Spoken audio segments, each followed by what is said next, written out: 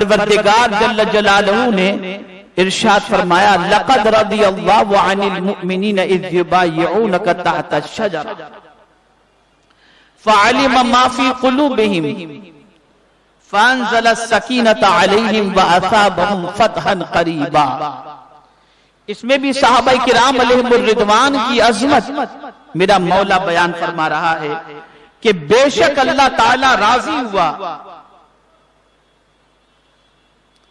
ایمان والوں سے جب وہ اس درخت کے نیچے تمہاری بیعت کر رہے تھے تو اللہ نے جانا جو ان کے دلوں میں ہے تو ان پر اطمینان اتارا اور انہیں جلد آنے والی فتح کا انعام دیا۔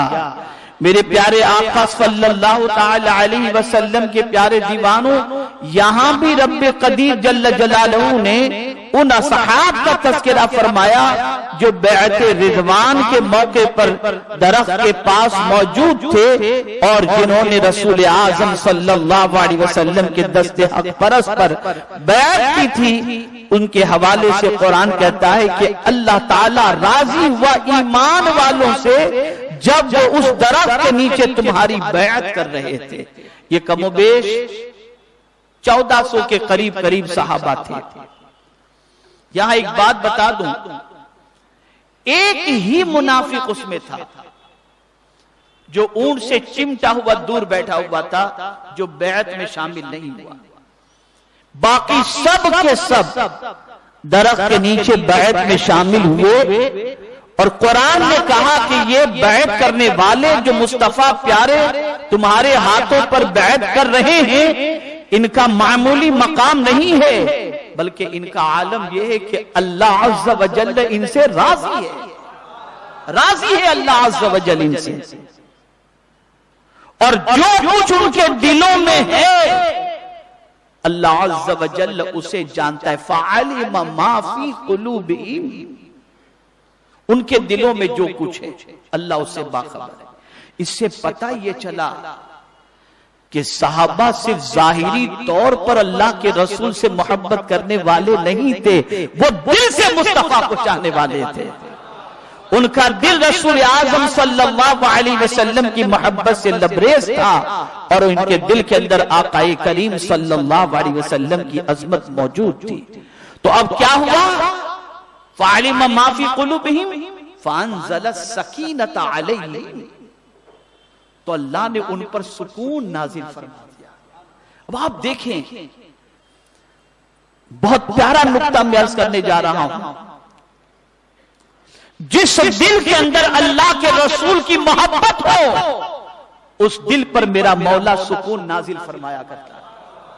اسی لیے اعلیٰ حضرت عظیم البرکت امام عشق و محبت کہتے ہیں ان کے نثار کوئی کیسے ہی رنج میں ہو، جب یاد آ گئے ہیں سب غم بلاتی ہیں۔ اس لیے کہ جو سرکار کی محبت کے اندر دیوانہ ہوتا ہے اس کے سینے کو میرا مولا سکون سے لبریز کر دیا کرتا ہے۔ اور صحابہ کرام علیہم الرضوان کا عالم یہ تھا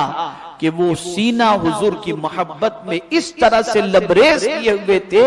کہ وہ جیتے بھی تھے تو حضور کی محبت میں، اور جان بھی دینا چاہتے تھے تو سرکار کی محبت میں دینا چاہتے تھے۔ میرے پیارے آقا صلی اللہ تعالی علیہ وسلم کے پیارے دیوانوں،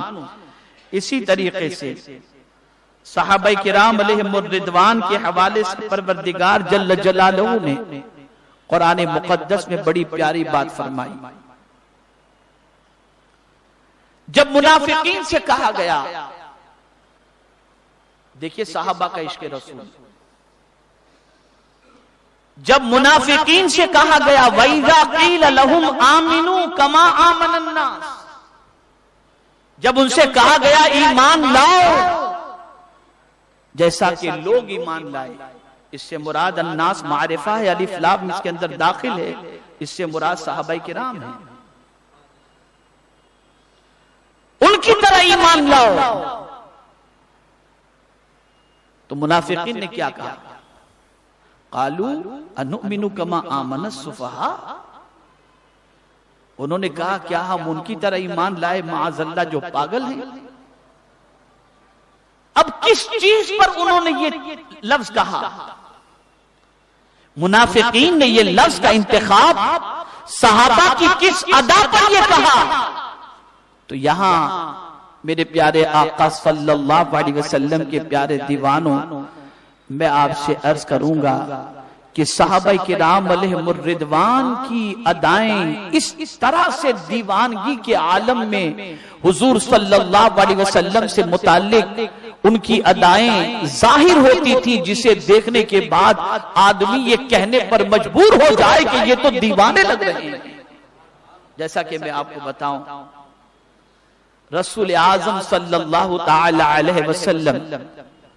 وضو فرما رہے تھے۔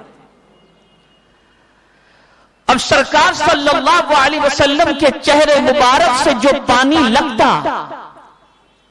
وہ زمین پر گرنے سے پہلے صحابی، کوئی نہ کوئی صحابی اپنا ہاتھ آگے بڑھا کر اس پانی کو اپنے ہاتھوں میں لے لیا کرتے تھے،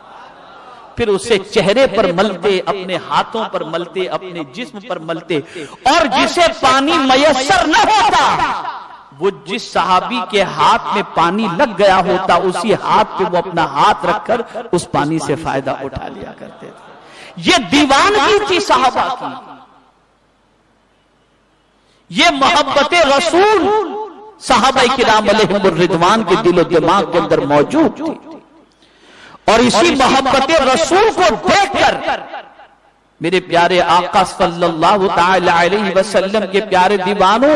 منافق معاذ اللہ یہ تصور کرتے تھے کہ یہ پاگل پن ہے، یہ دیوانگی ہے۔ حقیقت یہ ہے کہ یہی در اصل سرکار صلی اللہ علیہ وسلم سے محبت کا وہ اظہار ہے کہ اس اظہار والی ادا پر میرا مولا کہہ رہا ہے کہ اگر تم کو ایمان لانا ہے تو کسی اور کی طرح نہیں، میرے محبوب کے ان دیوانوں کی طرح ایمان لے کر کے آؤ۔